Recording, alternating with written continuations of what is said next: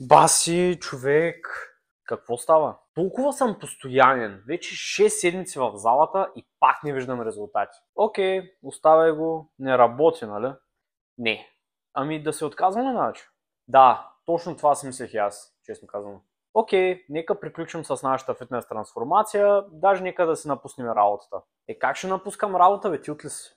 Ами, вече от една година си там, не са те повишили, за какво да седиш? Човек, просто ми трябва още малко време да се постарая малко повече, да се фокусирам и съм все по-близко от всякога.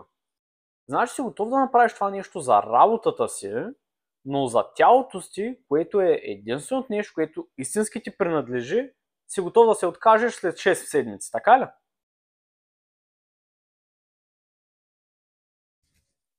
Окей, виж сега. Какво ще кажеш на някой твой колега, който се бори за повишение от 6 седмици, нещо не се получава и решава да се откаже?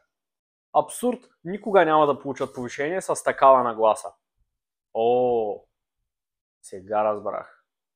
Именно, точно заради това винаги, когато усетиш, че ставаш нетърпелив, си спомни, че за хубавите неща се изисква време. Да, прав си, благодаря. Айде сега отивай да тренираш.